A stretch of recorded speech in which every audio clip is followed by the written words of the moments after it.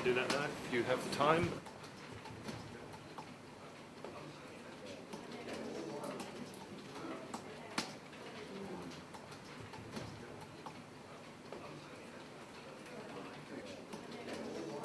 You certainly feel the weight of history, because Radio Times is entering its 90th year. We celebrate our 90th birthday in September, and it's one of the most historic media brands around. We've been there since before the birth of television, and we're a huge magazine. We sell 900,000 copies every week. We sell it to essentially a broadsheet audience. Our readers are smart, they're involved, they're active, and you could say that we sell in tabloid numbers to a broadsheet audience. I think, all journalism is about developing the muscle that enables you to work out what's interesting and then presenting that on the page or that on the screen.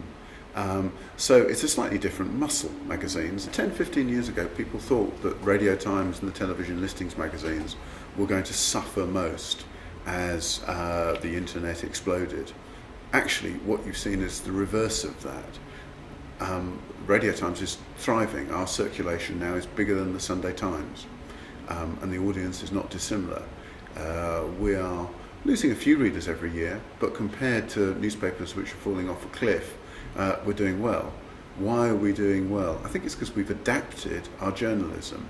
Two things happened. The first is that you had an explosion in the number of digital television channels. There's now more choice on television than there's ever been before.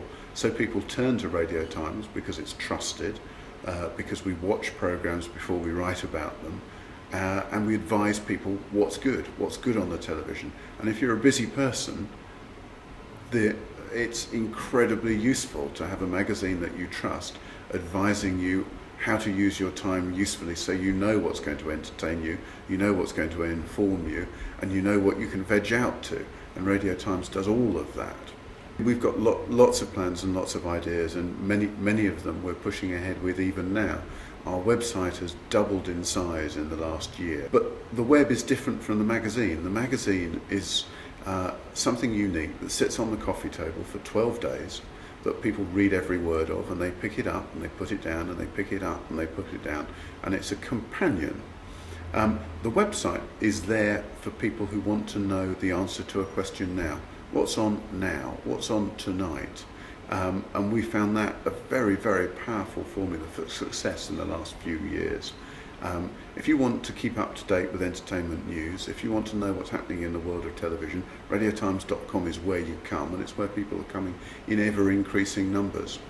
Last summer for the Olympics, we went back on television with an advert for our special Olympic edition, and we had the biggest sales uplift that we'd had for more than 30 years for an issue.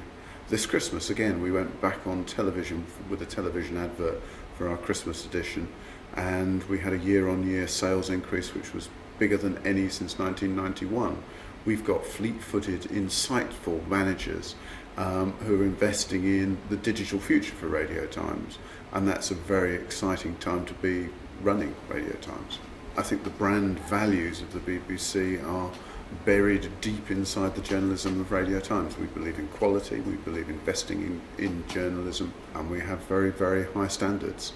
I think those standards persist whoever owns us. So for our journalism, I don't think the change of ownership has made any difference at all. For the opportunities that our new owners have given us, I think those have been considerable and quite profound. Radio Times really is a quite unique magazine. We are, beyond doubt, and by a country mile, Britain's best-selling quality magazine. And the challenge every week is to make sure that when you've got more than 2.2 million readers and you're selling 900,000 copies, there's got to be something for everyone within the feature mix that you're projecting, and you've got to be picking out programmes that your critics have seen that appeal to every kind of person. And every week we pay attention to that. You forever get starstruck. I remember when I looked deep into the eyes of George Clooney at the London Film Festival about 5 years, and was very thankful that he did the talking, because I struggled for words at that point. The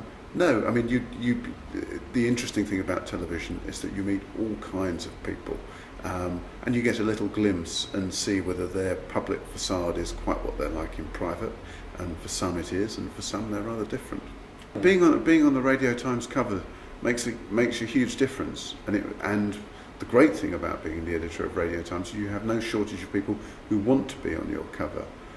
With almost 2.5 million readers, if you're on the cover of Radio Times, we bring people to watch that show, and the television industry knows that, so that's why they are so keen to be on the cover of Radio Times.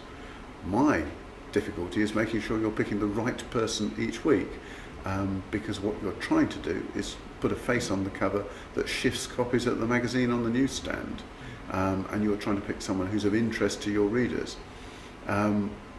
It's a weekly trial, but what a good trial, and the luxury of choice makes it a perennial question that there's never a clean answer to, but it's one that you have to scratch your head about week in, week out. Don't listen to the doom mongers. It's a fantastic career.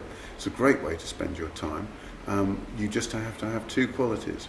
One of them is absolutely relentless determination, because it's tough. It's tough to get into, particularly at the moment with the economy in such a bad way.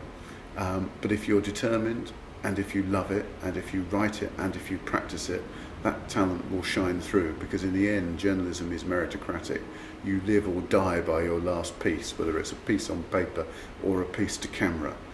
So write, see people, get in front of people, show them that you're good, because if you are, you'll win through. And the other is just curiosity. Journalists have to be curious above all else. And if you're forever asking people, why do you do that? What's going on here? And thinking and trying to find out a little bit more, trying to ask that extra question, that mischievous, infectious curiosity will shine through in what you write, what you report, and will make the difference. There's no other job in the world where you meet so many interesting people, and where you never have to concentrate on anything for more than half an hour. That suits me.